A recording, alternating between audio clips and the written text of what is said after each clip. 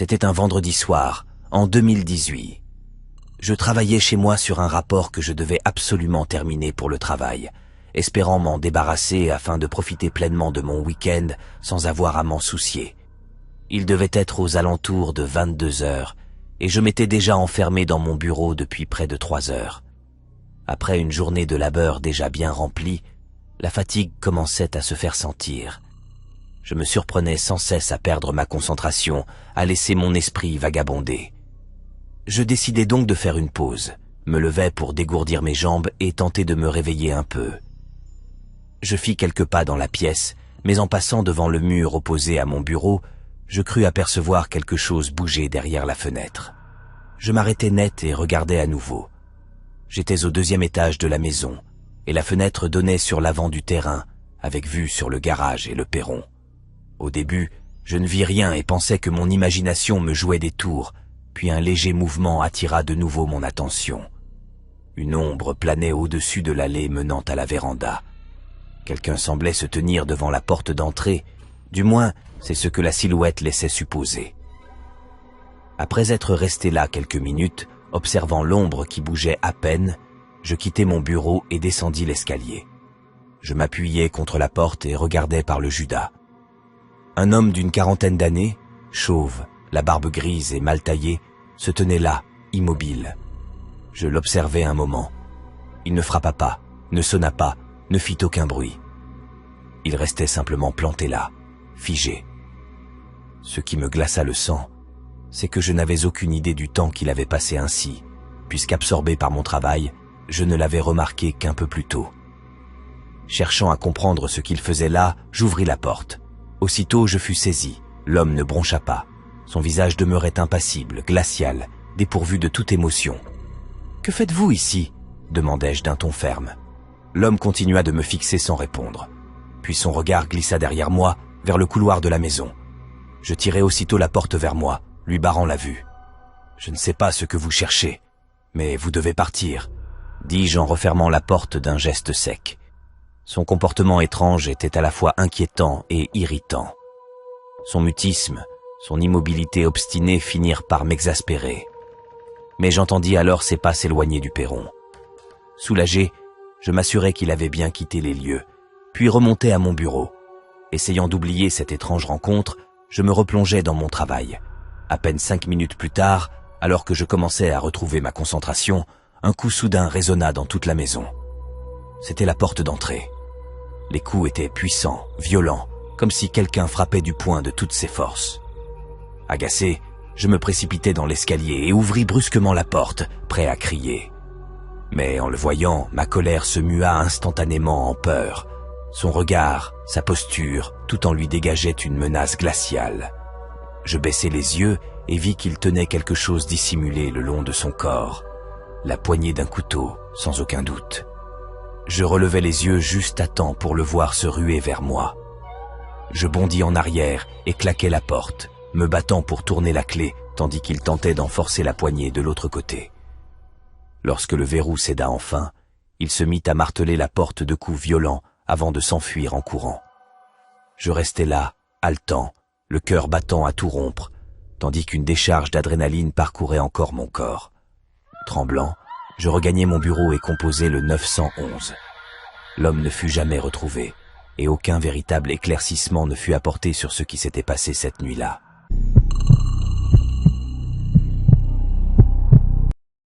L'hiver dernier, je fis un voyage pour rendre visite à quelques amis d'université.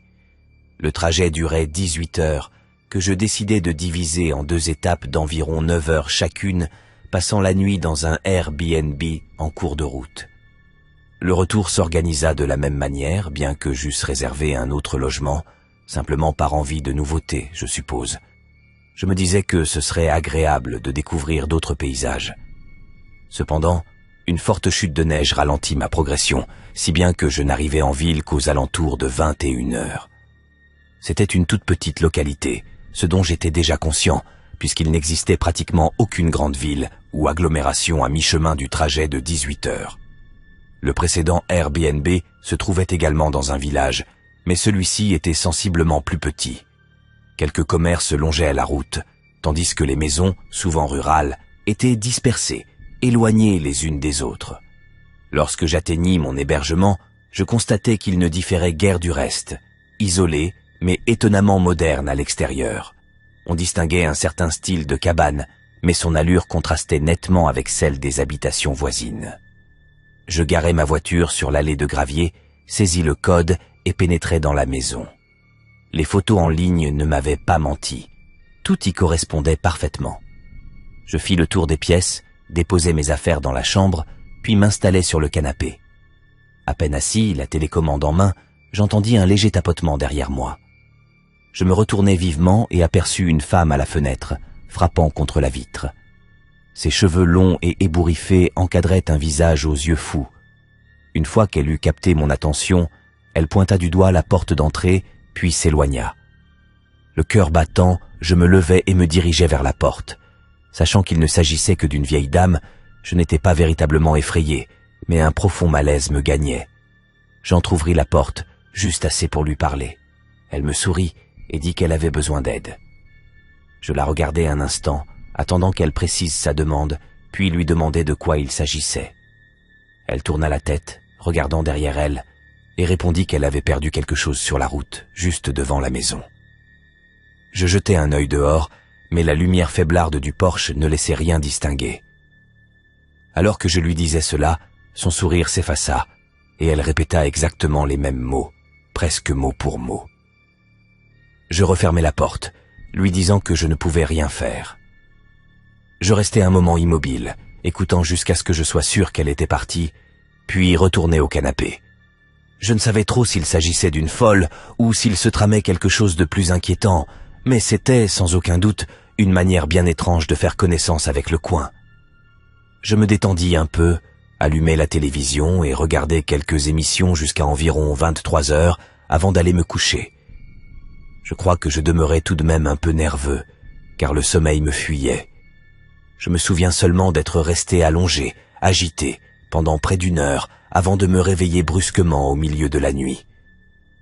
Un bruit provenait de l'avant de la maison, faible, mais distinct dans le silence ambiant. Mon esprit se reporta immédiatement à la femme de tout à l'heure, tandis que je me levais, nerveux, et descendais le couloir vers la porte d'entrée. Au moment où j'arrivais, celle-ci commençait à s'ouvrir. Je me jetai contre elle de toutes mes forces, et de l'autre côté, quelqu'un fit de même. Je suis plutôt grand et costaud, mais celui qui poussait devait l'être autant, car un instant je crus qu'il allait parvenir à forcer la porte. Puis soudain, la pression cessa, et j'entendis des pas précipités s'éloigner dans l'allée. Je verrouillai aussitôt la porte, courus à la fenêtre, espérant distinguer la silhouette, mais elle avait déjà disparu dans l'obscurité. Après quelques secondes de réflexion, je filai à la chambre, attrapai mes affaires et sortis précipitamment pour démarrer ma voiture. Je ne voulais pas rester une minute de plus dans cette maison, convaincu que la police d'une bourgade aussi minuscule ne pourrait guère m'aider. Je ne saurais jamais qui se trouvait derrière cette porte, mais je suis persuadé qu'il s'agissait de la femme de tout à l'heure, ou de quelqu'un lié à elle. Si j'étais sorti pour l'aider, ou si je m'étais réveillé ne serait-ce qu'une seconde plus tard, je ne crois pas que l'on n'aurait jamais entendu parler de moi après cette nuit-là.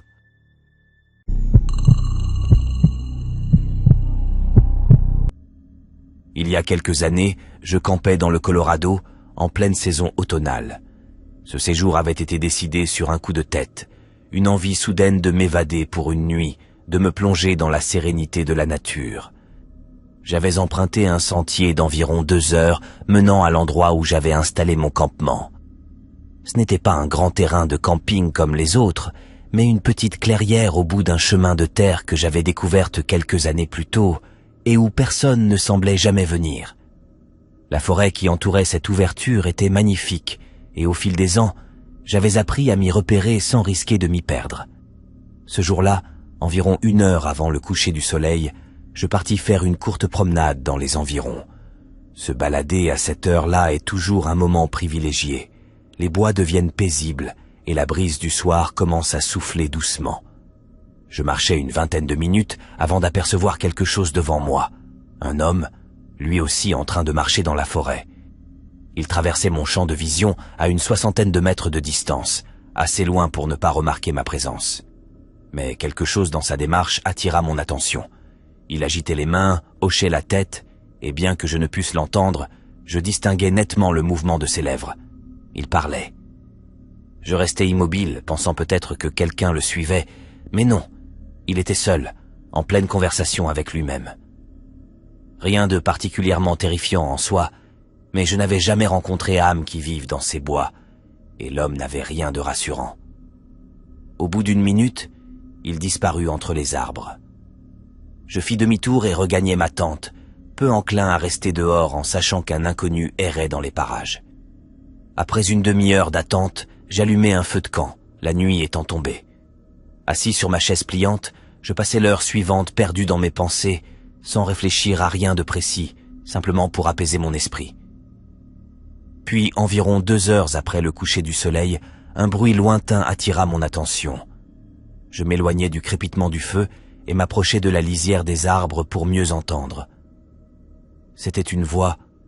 Quelqu'un parlait ou murmurait quelque part au fond des bois. Ce qui rendait la scène plus troublante encore, c'est qu'aucune lumière n'accompagnait cette voix. Il marchait là-bas, dans l'obscurité totale. Un frisson me parcourut. Il me paraissait hautement improbable que l'homme rencontré plus tôt eût trouvé mon campement par hasard. Je restais immobile, retenant mon souffle, espérant qu'il ignorait ma présence et passerait simplement son chemin. 30 secondes plus tard, la voix s'éteignit. Mais je n'étais pas convaincu que ce fût une simple coïncidence. Je recouvris la majeure partie du feu, ne laissant qu'une faible flamme afin de ne pas produire trop de lumière, puis j'attendis, aux aguets. L'heure qui suivit fut interminable. Je ne vis ni n'entendis rien, mais l'attente seule suffisait à me maintenir dans un état d'alerte presque douloureux. Et puis, vers 11 heures, des pas précipités résonnèrent, venant droit de l'endroit où brûlait mon feu de camp. Je me redressai d'un bond et dégainai mon pistolet.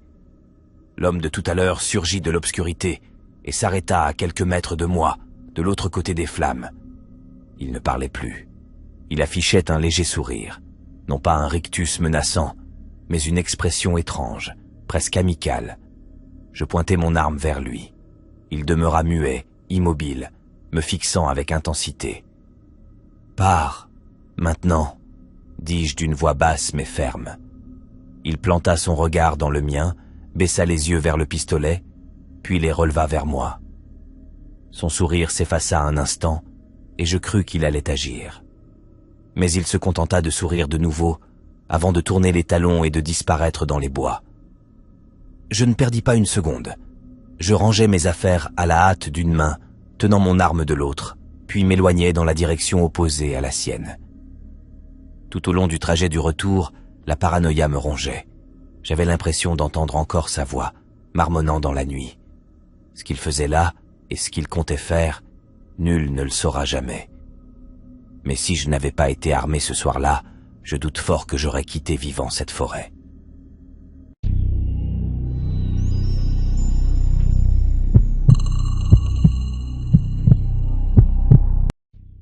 Il n'y a pas plus d'1 ou 2 semaines, je m'étais aventuré sur un long sentier à travers la forêt dense qui s'étend derrière ma petite ville. J'habitais dans une communauté très soudée, à peine 1 millier d'âmes, perdues loin de toute grande cité. Les bois qui bordaient la périphérie étaient plats, sans montagnes ni collines, mais parsemés de quelques étangs et de petits cours d'eau serpentant au cœur des arbres. Je me dirigeais justement vers l'une de ces rivières. J'y étais déjà allé à plusieurs reprises, mais jamais encore je n'avais eu l'occasion d'y camper, jusqu'à ce jour-là. D'après mes souvenirs, il fallait environ 3 heures de marche, presque plein nord, pour y parvenir. Entre les troncs, le silence régnait, troublé seulement par le chant des oiseaux et le bruissement des feuilles qu'agitaient de petits animaux invisibles. Il n'y avait âme qui vive, et je ne m'attendais pas à croiser qui que ce soit. Ce n'était même pas un véritable sentier, simplement un espace boisé. Mais alors qu'il ne me restait qu'environ 3/4 d'heure avant d'atteindre la rivière, je tombais sur quelqu'un. Nous marchions l'un vers l'autre, et il sembla que ni lui ni moi ne nous étions remarqués avant d'être presque face à face, séparés par à peine quelques arbres. Je sais que mon visage trahissait la surprise et une légère nervosité, tant il était improbable de rencontrer quelqu'un hors des sentiers dans ce coin reculé. Mais l'homme affichait la même expression, J'allais rompre le silence pour le saluer quand son visage changea légèrement. Un sourire gêné apparut et il s'écarta pour prendre une autre direction. Je fis de même, poursuivant mon chemin. Mais en me retournant quelques instants plus tard, je le vis presque courir, s'éloignant à vive allure. Cette absence totale de parole, suivie de sa fuite précipitée, me laissa un sentiment d'inconfort diffus, presque oppressant. On aurait dit qu'il ne voulait pas être vu, ou qu'il se moquait complètement de cette improbable rencontre. Quoi qu'il en fût, je repris ma route et atteignis la rivière. Ce n'était pas un véritable lieu de campement. Je déposai simplement mon sac et ma tente sur l'endroit le plus plat que je trouvais, puis j'allumai un feu, le soleil disparaissant déjà derrière les arbres. Je ramassai quelques branches et brindilles pour entretenir la flamme pendant au moins 2 heures. Je comptais veiller jusqu'à la tombée de la nuit pour observer les étoiles. Loin de toute ville, la Voie lactée s'offrait souvent à moi dans toute sa splendeur, un spectacle dont je ne me lassais jamais. Les heures s'écoulèrent paisiblement, jusqu'à ce qu'un bruit distinct rompe le silence des bois derrière moi. Des pas, lents, mesurés. Je me retournai, scrutant l'obscurité sans rien distinguer. Mais à mesure que mon regard balayait la pénombre, les pas cessèrent, preuve que, si je ne les voyais pas, eux pouvaient me voir. Je saisis ma lampe torche, une de ces lampes puissantes, et projetai le faisceau dans la direction d'où provenait le bruit. Je pus voir assez loin, mais malgré mes mouvements de droite à gauche, aucune silhouette n'apparut. Mon cœur accéléra. Ce sentiment d'inquiétude revint, plus fort encore. Je restai immobile un moment, tendant l'oreille, mais plus un son, pas même le craquement d'une branche. Après quelques instants d'hésitation, je décidai d'aller vérifier. Peut-être avais-je rêvé, mais je voulais en avoir le cœur net. Je m'avançai prudemment entre les arbres, la lampe fixée droit devant moi, jusqu'à l'endroit où j'avais cru entendre les pas. Je déplaçai la lumière vers la gauche, scrutant derrière chaque tronc, et soudain, le faisceau révéla une silhouette. Un grand homme, celui que j'avais croisé quelques heures plus tôt. Il se tenait là, à moins de 6 mètres de moi, immobile malgré la lumière braquée sur lui. D'instinct, je fis mine de ne rien avoir vu, poursuivant lentement le mouvement de ma lampe, comme si je balayais simplement la zone. Puis, feignant le calme, je rebroussai chemin vers ma tente, tâchant de ne rien laisser paraître. Arrivé au campement, je saisis mon sac, jetai un dernier coup d'œil autour de moi, puis quittai les lieux sans attendre, abandonnant tente et feu derrière moi. Dès que j'eus mis une distance suffisante entre nous, je me mis à courir aussi vite que possible, jusqu'à être certain d'être loin, très loin de cet homme. Je trouvai un endroit sûr où m'asseoir et veillai ainsi jusqu'à l'aube, sans fermer l'œil. Je ne crois pas avoir été suivi, car je pus repartir sans jamais revoir ni entendre cet homme. J'ignore ce qu'il faisait là, ni pourquoi il s'était approché de mon campement, mais je ne suis jamais retourné récupérer ma tente. De peur peut-être de découvrir la réponse.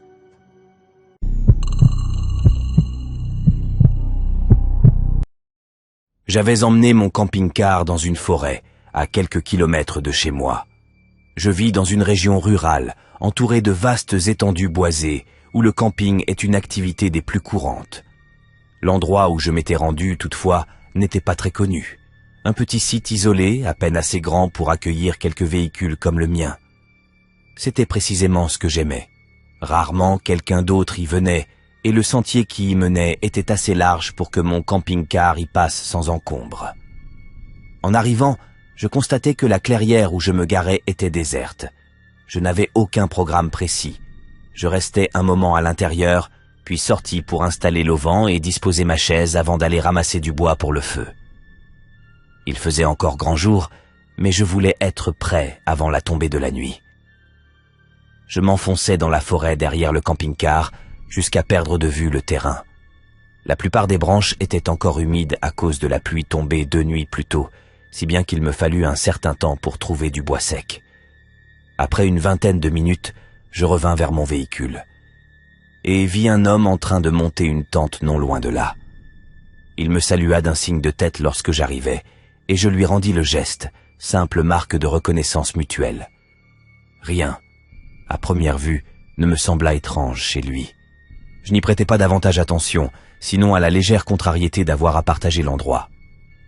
Je jetai mon fagot de branches près du feu, puis rentrai dans le camping-car pour un moment de tranquillité. J'ouvris le toit panoramique, pris une bière et m'installai confortablement. Je ne sais combien de temps je restai là, sans doute une trentaine de minutes, avant de jeter un œil par la fenêtre. L'homme avait terminé d'installer sa tente. Ce n'est qu'à ce moment-là que je remarquai son état déplorable. Le tissu était couvert de trous et d'accrocs, les pans pendaient au vent, et l'ensemble semblait n'avoir pas été entretenu depuis des années. Elle paraissait si délabrée qu'elle n'offrait guère plus de protection que le plein air. À travers les déchirures, je ne distinguais personne à l'intérieur. Je scrutais les environs, mais l'homme avait disparu. Je sortis alors pour allumer mon feu, continuant d'observer cette tente misérable, me demandant pourquoi il l'utilisait et trouvant de plus en plus étrange qu'il la juge suffisante. Le soleil finit par disparaître et les flammes commencèrent à crépiter doucement. Je m'assis près du feu sans parvenir à chasser l'inquiétude que m'inspirait l'absence prolongée du campeur. Peu à peu, la nuit enveloppa les bois, ne laissant autour de moi que le halo tremblant de la lueur orangée. Le temps s'étira, et plus les heures passaient, plus je me demandais ce qu'était devenu cet homme.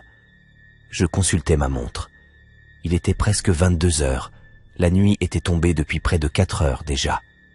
Je me levai, m'approchai de la tente et appelai. « Vous êtes là ?» Aucune réponse. Je restais immobile au centre du terrain, scrutant les ombres des arbres alentours. Peut-être s'était-il égaré dans la forêt? Mais plus je regardais, plus une sensation d'étrangeté m'envahissait, jusqu'à ce qu'un mouvement, près d'un tronc, me fige sur place. Je fixai la direction d'où il provenait, peinant à distinguer quoi que ce soit, puis peu à peu, mes yeux discernèrent la silhouette d'un homme, debout contre l'arbre. Il ne bougeait pas, comme s'il tentait de se fondre dans l'obscurité. Une vague de peur me parcourut, et plus je le regardais, moins j'étais certain qu'il s'agissait du même homme que celui de la tente. Je reculai lentement, puis me précipitai dans mon camping-car. Par la vitre, je vis qu'il n'avait pas bougé. Il me fixait, immobile, tourné dans ma direction. Sans plus réfléchir, je me glissai à la cabine, démarrai le moteur et quittai précipitamment le campement. Ce qui me glace encore le sang, chaque fois que j'y repense, c'est l'idée que cet homme-là n'était peut-être pas celui de la tente. Peut-être lui était-il arrivé quelque chose, ou peut-être étaient-ils deux, l'un caché dans les bois, m'observant à mon insu, tandis que l'autre se tenait dans l'ombre, à la lisière des arbres.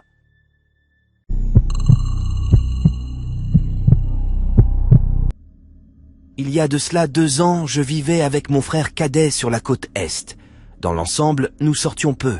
Certes, nous passions du temps avec nos amis, allions manger dehors ou traînions en ville, mais nous ne faisions jamais rien de véritablement marquant. Un jour, je me mis à chercher des activités à faire dans la région, et le camping revenait sans cesse parmi les suggestions, puisque nous vivions tout près des Appalaches. J'en parlais à mon frère, mais il ne manifesta guère d'intérêt. Quelques jours plus tard, je décidai de me lancer seul. J'achetai une petite tente, quelques outils de sécurité, puis remplis l'un de mes vieux sacs à dos et pris la route vers un sentier voisin. Oui, j'étais totalement inexpérimenté, et partir camper seul n'était certainement pas la meilleure des idées, mais je ne comptais passer qu'une seule nuit dehors. Je me dis que, même en cas de problème, cela ne pourrait pas être bien grave.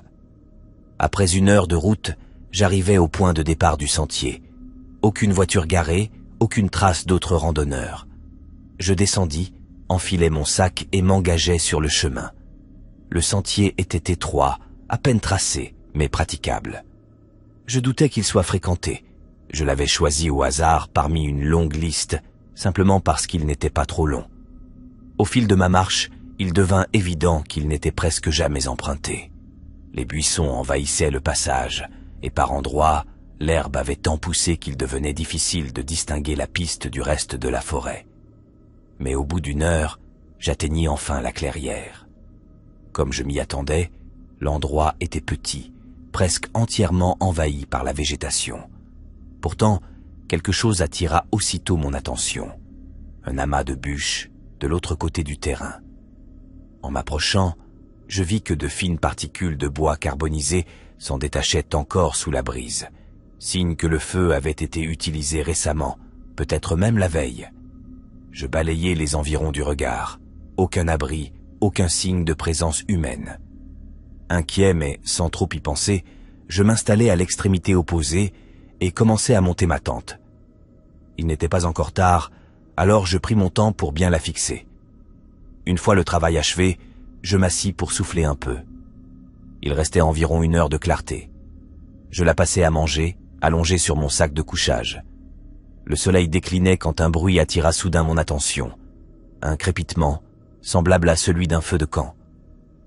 J'ouvris la fermeture de la tente et sortis pour me retrouver face à un homme, assis de l'autre côté du terrain, exactement à l'endroit où brûlaient les bûches noircies.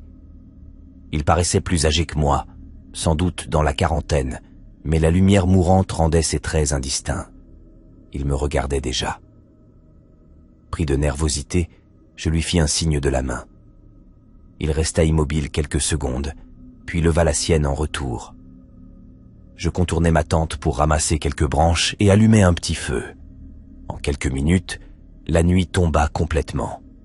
Seules 2 lueurs brillaient dans l'obscurité, la sienne et la mienne.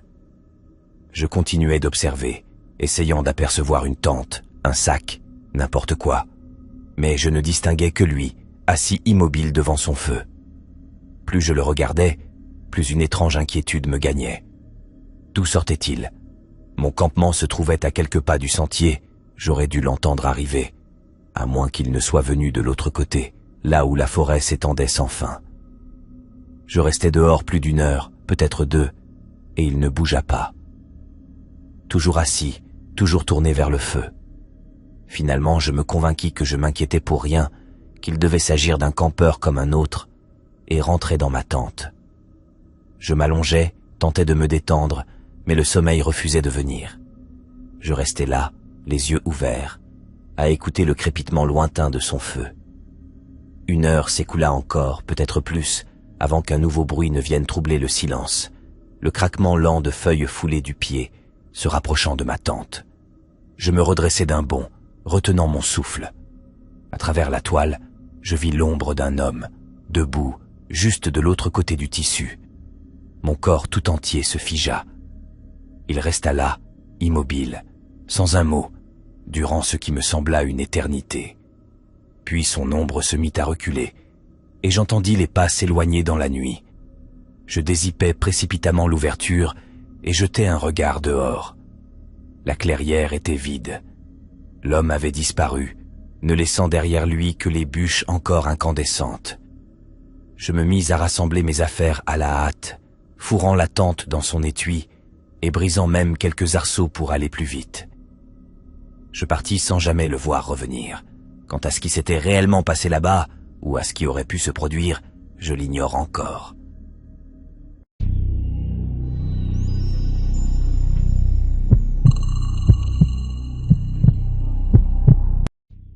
Il y avait ce lac où mon frère et moi allions souvent pêcher. Nous utilisions des appâts vivants, le plus souvent des grillons ou des vers, et nous attrapions une quantité impressionnante de crapets arlequins. C'était une époque joyeuse, et certains de ces premiers souvenirs expliquent sans doute pourquoi je suis resté toute ma vie un pêcheur passionné. Le lac n'était pas le lieu de pêche le plus fréquenté, bien qu'il fût, d'après mes souvenirs, plutôt bien peuplé. Je suppose que la plupart des habitants du coin le trouvaient simplement trop difficile d'accès, à moins d'être prêts à marcher un moment à travers les bois, ce que mon frère et moi ne craignions jamais de faire. Cette solitude, d'ailleurs, figurait parmi les choses que je préférais. J'avais l'impression de partager une activité presque secrète, une expérience dont tout le monde n'avait pas le privilège. Tout pêcheur sait que les meilleurs moments pour taquiner le poisson sont les heures de faible luminosité, à l'aube ou au crépuscule. La coutume voudrait qu'on se lève aux aurores, mais mon frère et moi avions pris l'habitude d'y aller plus tard dans la journée et de rester jusque tard dans la nuit. C'était notre façon à nous de remplacer ce que faisaient les autres adolescents le week-end, sans doute faire la fête ou traîner quelque part. Ce soir-là, un vendredi, tout se déroulait comme prévu. Nous atteignîmes le lac au moment où le soleil commençait à décliner, et quand nous eûmes tout préparé, il disparaissait déjà derrière l'horizon. Nous étions installés au bord de l'eau, sur une petite formation rocheuse qui offrait une assise confortable pour nous et tout notre matériel. C'était un rituel que nous avions répété des centaines de fois. Pourtant, alors que nous pêchions, quelque chose attira mon attention de l'autre côté du lac. Il y avait du mouvement à la surface, et à en juger par les ondulations, je fus étonné de ne pas l'avoir remarqué plus tôt. Je le signalai à Jojai, et nous plissâmes les yeux, intrigués, essayant de deviner la cause de ces remous. Il faut dire que le lac était vaste, et avec la pénombre grandissante, il était impossible d'en distinguer nettement l'autre rive. Puis, tandis que nous observions ces vagues étranges, quelque chose se produisit, quelque chose que je n'aurais jamais imaginé, pas même en 1000 ans. Une masse sombre se mit à émerger de l'eau à l'endroit même où les remous étaient apparus, et l'hypothèse d'un gros poisson fut aussitôt balayée. Ce n'était pas un poisson, c'était bien trop grand et bien trop vertical. Il n'y avait qu'une seule explication possible, et je crois que mon frère et moi la comprîmes au même instant, car nous lâchâmes un juron simultanément. C'était une personne. Pensez-y. Déjà, la simple idée qu'un être humain se tienne dans un lac presque privé, après le coucher du soleil, relevait de l'étrangeté. Mais qu'il ait, en plus, été entièrement immergé sous la surface. Et depuis un certain temps, visiblement, car nous l'aurions remarqué plus tôt sinon. Cette vision me glaça le sang et fit battre mon cœur un peu plus vite. J'eus aussitôt envie de partir. Mon frère, lui, ne voulait rien savoir. Il affirma que nous venions tout juste d'arriver et que cette personne, si loin sur le lac, ne pouvait rien contre nous. Je dus reconnaître qu'il n'avait pas tort, alors nous restâmes là quelques minutes à observer cette silhouette, tentant d'en donner une explication rationnelle. Elle se balançait d'avant en arrière, lentement, presque hypnotiquement. Ses mouvements n'étaient ni saccadés ni brusques. Ils étaient d'une fluidité parfaite, comme si elle commandait à l'eau elle-même plutôt que de s'y frayer un passage. Nos cannes à pêche gisaient désormais au sol, oubliées, tandis que nos regards restaient fixés sur cette apparition dérangeante. Était-il possible qu'elle pêchât, elle aussi? Non, cela semblait absurde. Pêcher sous l'eau, c'était du jamais vu. JJ suggéra qu'il s'agissait peut-être d'une baignade nocturne, hypothèse plausible, jusqu'à ce que je trempe la main à la surface du lac et la retire aussitôt, saisie par le froid glacial. Il fallait être fou pour nager dans une eau pareille. À court d'idées, je tentais de me ressaisir et d'encourager mon frère à en faire autant. Mais lorsque je le regardais, je vis qu'il semblait bien plus captivé, ou bien plus terrifié, que moi. Peut-être les deux. Au lieu de m'écouter, il resta figé, la bouche entr'ouverte, les yeux rivés sur le lac. Il ne tenait même plus sa canne. Je répétais son prénom, d'abord calmement, puis avec irritation, jusqu'à ce qu'il détourne enfin le regard et, par réflexe, reprenne son matériel en main. D'un léger mouvement de la main, il s'excusa, et nous tentâmes de reprendre la pêche, bien qu'il fût évident que nos esprits étaient ailleurs. Je ne savais pas vraiment à quoi m'attendre. J'imaginais que cette personne finirait par sortir du lac, nous remarquer, ou simplement faire autre chose que demeurer immobile. Après quelques minutes passées à lancer et rembobiner machinalement, JJ me tapota l'épaule et me dit « Regarde ». Je levai les yeux juste à temps pour voir cette silhouette s'enfoncer à nouveau sous la surface, disparaissant totalement. Je restai à fixer l'endroit où elle se trouvait, m'attendant à la voir réapparaître d'un instant à l'autre, mais rien. Une minute s'écoula, puis une autre. Je remarquai alors que Gigi avait sorti son téléphone, le chronomètre en marche. Lorsque le temps dépassa 2 minutes, je commençai à être stupéfait par la durée pendant laquelle cette personne retenait son souffle.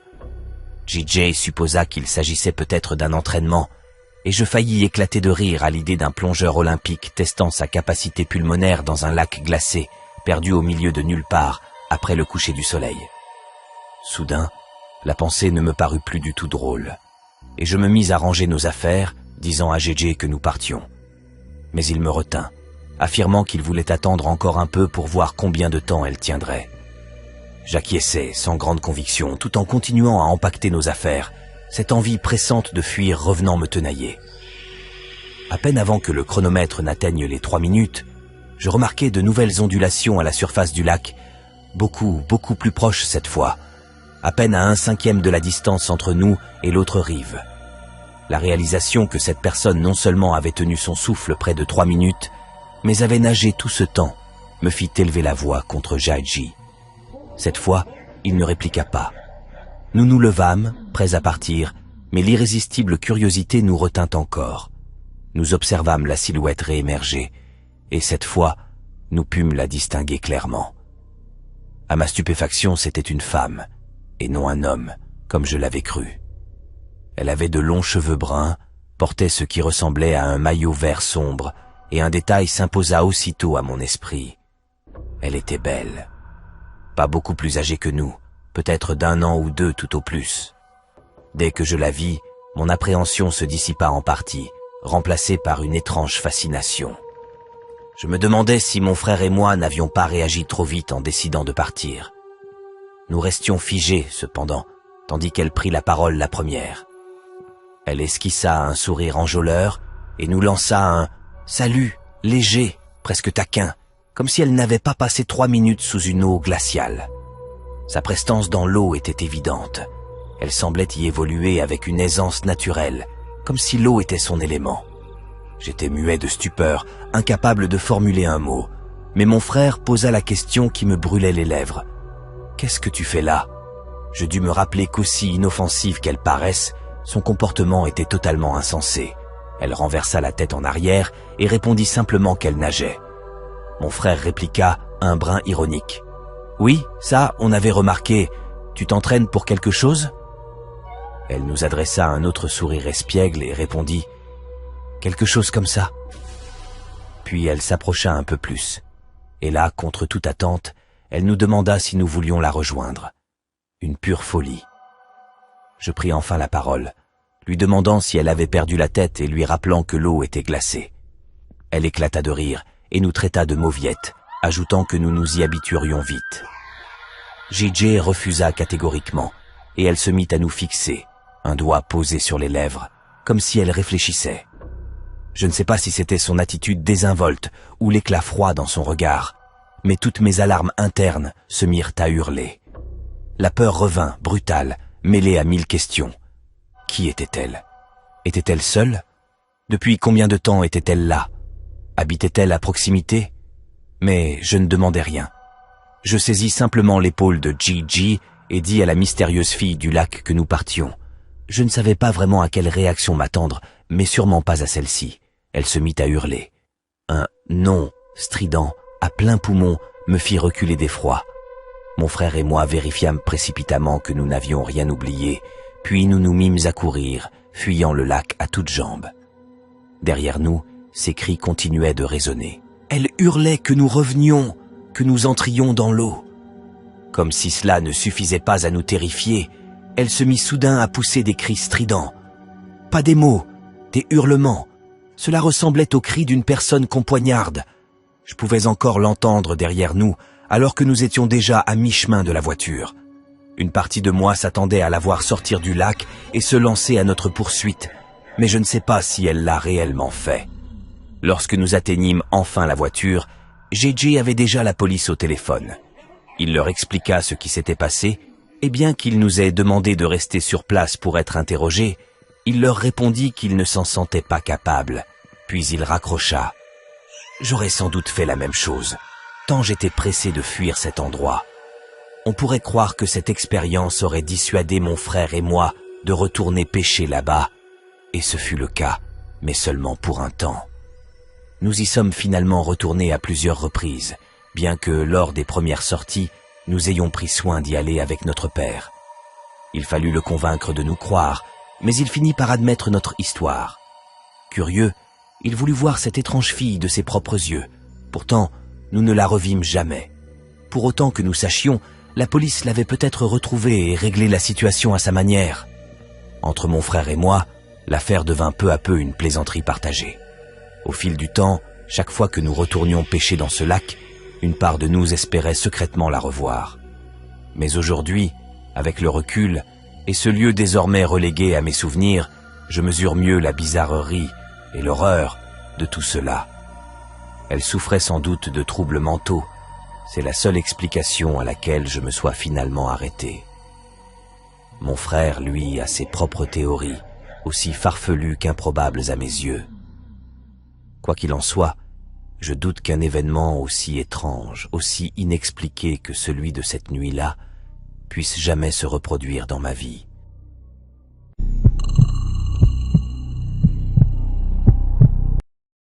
Je m'appelle Jay, et la pêche compte parmi les plus grands plaisirs de la vie. Je saisis chaque occasion de me retrouver sur l'eau, que ce soit sur un lac, une rivière ou dans les marais de Louisiane. Tout cela s'est passé il y a environ 2 mois, lors d'une sortie avec mon ami Angel, aussi passionné de pêche que moi. Nous avions décidé d'aller taquiner la truite mouchetée dans les marais, une activité que nous avions pratiquée à maintes reprises. Les marais, ici, sont peu profonds, alors, comme à notre habitude, nous avions pris mon kayak biplace. C'était le début du printemps, l'air restait encore mordant, et l'eau, plus glaciale encore, mais cela ne nous dérangeait nullement. Après une demi-heure de rame, nous trouvâmes un bon endroit, prometteur. Le marais semblait désert ce jour-là, pas un pêcheur à l'horizon, exactement comme nous l'aimions. Nous ouvrîmes quelques bières et nous mîmes à pêcher, savourant le calme et la quiétude des lieux. Nous pêchions depuis peut-être 1 heure lorsqu'Angel sentit une belle prise au bout de sa ligne. Tout excité, il se pencha un peu trop sur le côté du kayak pour mieux ferrer sa proie. Je compris ce qui allait se passer 1 seconde avant que cela n'arrive, mais n'eus pas le temps de l'avertir. Son téléphone glissa hors de la poche de sa veste et plongea dans l'eau boueuse. Autant dire qu'Angel était furieux. Il marmonna qu'il avait bien une assurance couvrant les dommages, mais pas la perte totale de l'appareil. Le remplacement lui coûterait plusieurs centaines de dollars qu'il n'avait pas, et je ne pouvais guère lui en vouloir. Je n'étais pas bien plus fortuné que lui. Je lui proposai de tenter de le retrouver, même si l'eau était si trouble qu'on ne voyait pas à plus de quelques centimètres de profondeur. Nous passâmes une 20aine de minutes à sonder le fond avec nos pagaies, espérant sentir un objet dur, mais c'était peine perdue. Le fond n'était qu'un mélange de vase et de végétation, et bien que nous ayons vu le téléphone tomber, nous finîmes par douter de l'endroit exact où chercher. Finalement, je dis à Angel qu'il valait mieux renoncer et profiter malgré tout du reste de la journée, mais il secoua la tête. Il ne partirait pas sans son téléphone. Avant même que je ne l'arrête, il retira ses chaussures et son pantalon. Il déclara qu'il allait entrer dans l'eau et tâter le fond du marais avec ses pieds. Je dus reconnaître que l'idée n'était pas mauvaise, meilleure en tout cas que de continuer à fouiller avec des pagaies. Dès qu'Angel mit un pied dans l'eau, il se mit à jurer, criant combien elle était glacée. L'endroit était d'ailleurs plus profond que je ne l'avais cru, environ 4 pieds et demi, à en juger par le niveau de l'eau sur son corps. Mais il était obstiné et commença à fouiller du bout des pieds l'endroit où il pensait avoir fait tomber son téléphone. Je l'observais depuis le kayak, de plus en plus impatient. L'eau était si froide qu'il ne tiendrait pas longtemps, et j'espérais qu'il retrouverait vite son appareil ou qu'il abandonnerait. Puis, soudainement, Angel poussa un cri, et son corps tout entier bascula en avant. 1 seconde, il se tenait encore debout, et la suivante, il avait complètement disparu sous l'eau.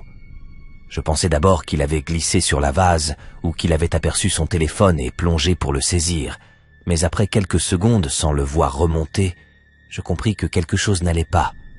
Sans réfléchir, j'arrachai mes chaussures et ma veste, prêt à sauter à l'eau. Mais avant même que je puisse bouger, Angel jaillit du marais, couvert de boue de la tête aux pieds, et se mit à hurler qu'il fallait partir immédiatement. Je l'aidai à remonter dans le kayak, et nous commençâmes à pagayer de toutes nos forces, fuyant cet endroit aussi vite que possible. Angel tremblait, pas seulement à cause du froid, cela se voyait. Il n'arrêtait pas de jeter des regards inquiets par-dessus son épaule, comme s'il craignait que quelque chose nous suive. Une fois que nous fûmes à une distance raisonnable, je lui demandai ce qui s'était passé là-bas. Angel me raconta que, tandis qu'il tâtonnait du pied à la recherche de son téléphone, quelque chose avait saisi sa cheville et l'avait entraîné sous l'eau. Il eut du mal à décrire la sensation. Ce n'était pas vraiment une main, ni une tentacule, ni une mâchoire, mais plutôt une chose qui s'était enroulée autour de sa cheville avec une force prodigieuse. Selon Angel, après qu'il eut été happé, cette chose chercha à le tirer loin de l'endroit où nous pêchions. Il me dit avoir lutté de toutes ses forces, donnant des coups, se débattant de toutes ses jambes, jusqu'à ce qu'il parvienne enfin à se dégager de son emprise. Nous décidâmes alors d'en rester là et de regagner la mise à l'eau, malgré la perte du téléphone d'Angel, qui n'était manifestement plus sa principale préoccupation. Durant tout le trajet du retour, il resta presque muet. Je m'efforçais de le raisonner, suggérant qu'il s'agissait peut-être d'un gros poisson-chat ou d'un alligator-gars qui l'avait attrapé. Mais au fond, je n'étais pas celui qui l'avait ressenti, et mes arguments ne purent le convaincre. Angel soutenait que ce qui l'avait agrippé ne ressemblait à aucun poisson, ni à aucun animal qu'il eût jamais croisé. Il était si ébranlé, si fébrile, que je finis moi-même par ressentir un certain effroi. Car enfin, qu'est-ce que cela pouvait bien être? Mon esprit se mit à vagabonder, et mes pensées prirent une tournure peu rassurante. Je pêche dans ces marais depuis des années, sans jamais avoir vécu quoi que ce soit de comparable à ce qu'Angel décrivait. Même après avoir longuement fouillé sur Internet, je ne découvris rien de concluant. Une part de moi aimerait retourner sur les lieux pour tenter de comprendre ce qui se cache là-dessous, mais je n'en ai guère le courage pour l'instant. Je dois avouer que, chaque fois que je retourne pêcher dans ces marais depuis cet incident, un malaise diffus m'accompagne. Un sentiment qui ne devrait jamais se mêler à la quiétude d'une partie de pêche.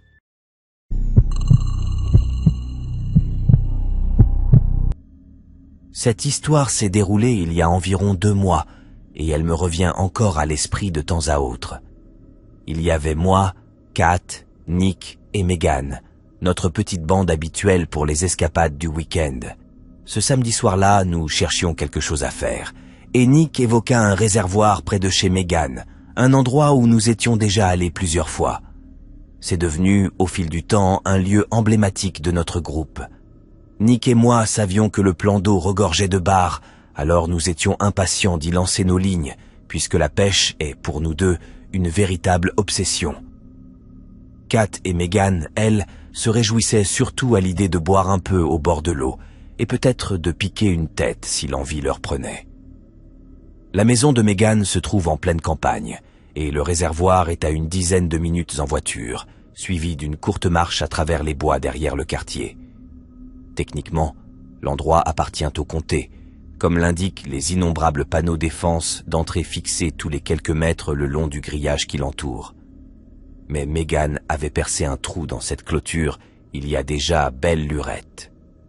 À chaque fois que nous passions par là, nous en riions, plaisantant sur ce coin secret que personne d'autre ne connaissait. Le réservoir en lui-même est plutôt petit, entouré de forêts épaisses sur 3 côtés et d'une étroite voie d'accès sur le 4e. L'eau y est d'une limpidité parfaite et une petite zone sablonneuse nous sert d'installation habituelle. Nous l'appelons la plage à cause du sable et de quelques roches plates idéales pour s'y allonger. C'est un endroit charmant et comme il est isolé, nous pouvons mettre la musique à fond et faire un peu de bruit sans craindre de déranger qui que ce soit. Le soleil déclinait déjà lorsque nous traversâmes la clôture. Nick et moi commençâmes aussitôt à préparer notre matériel de pêche, même si nous savions pertinemment que nous ne pêcherions sans doute pas beaucoup. Les filles, elles, étalèrent une couverture et se mirent directement à boire. L'ambiance était détendue, d'autant que j'éprouvais un petit faible pour Megan et Nick pour Kat. Alors que les filles hésitaient à aller se baigner, Kat remarqua quelque chose que nous n'avions pas vu jusque-là. Elle plissa les yeux vers la berge et demanda si nous voyions ce canoë là-bas. Nous suivîmes tous son regard. Effectivement, un peu plus loin, un canoë était coincé dans les roseaux, juste au bord de l'eau. Il était placé d'une drôle de manière, comme s'il avait dérivé et s'était échoué là faute d'avoir été amarré correctement. Ce qui était étrange, c'est que nous étions venus à ce réservoir des dizaines de fois au cours de l'année écoulée, et jamais nous n'y avions aperçu de canoë auparavant. Nick et moi sommes d'un naturel curieux, et le canoë n'étant qu'à quelques mètres, nous décidâmes d'aller y jeter un œil. Les filles, plus intéressées par leur musique et leurs vers, nous firent un signe distrait pour nous dire d'y aller sans elles. La marche le long de la berge dura peut-être 3 minutes. En approchant, je compris que quelque chose clochait. Ce n'était pas un simple canoë abandonné. Tout indiquait qu'il avait été utilisé récemment puis laissé là, comme s'il y avait eu une interruption soudaine. Une canne à pêche, sa ligne encore plongée dans l'eau, reposait sur le rebord, et une boîte d'hameçons ouverte laissait deviner qu'on y cherchait quelque chose. Mais ce n'était pas tout. Un sandwich à moitié entamé, enveloppé dans un film plastique, gisait sur le siège. Et surtout, il y avait ce téléphone. Posé bien en évidence sur le banc central, verrouillé, mais avec la lampe torche encore allumée. Je le montrai à Nick, lui demandant qui pouvait bien oublier son téléphone ainsi. Il haussa les épaules, mais je vis à son regard qu'il pensait exactement la même chose que moi. Tout le reste, le matériel de pêche, le sandwich, pouvait s'expliquer facilement. Peut-être que quelqu'un, nous entendant approcher, avait fui en se souvenant qu'il était en infraction. Mais abandonner un téléphone en parfait état, cela n'avait aucun sens. Aucun individu sensé ne ferait cela, même sous la panique. Je regardais Nick, puis à nouveau le canoë, observant la scène dans son ensemble. Je sais que cela ne semble pas terriblement effrayant raconté ainsi, mais sur le moment, c'était l'une des visions les plus glaçantes que j'ai jamais eues. Si vous aviez été là, vous auriez ressenti la même chose. La lumière du soir était encore suffisante pour que nous puissions apercevoir le propriétaire du canoë s'il avait été quelque part à proximité. Nous avons regardé tout autour, mais il n'y avait absolument personne. Nick trouva cela étrange, et j'étais entièrement de son avis. Nous sommes retournés auprès des filles pour leur raconter ce que nous avions découvert. Plus je décrivais le contenu du canoë, plus un malaise grandissait en moi. Je me souviens avoir jeté un nouveau coup d'œil dans sa direction, observant l'embarcation osciller doucement sur l'eau, avec une inquiétude grandissante qui me serrait la poitrine. Nous en avons discuté tous les quatre pendant quelques minutes, avançant diverses hypothèses, mais aucune ne tenait vraiment debout, surtout à cause de ce téléphone. Kat déclara qu'elle voulait partir, et à vrai dire, j'étais du même avis. Toute cette situation m'inspirait un pressentiment sinistre. Nous commencions à rassembler nos affaires lorsque Megan poussa un cri et désigna du doigt l'autre côté du réservoir.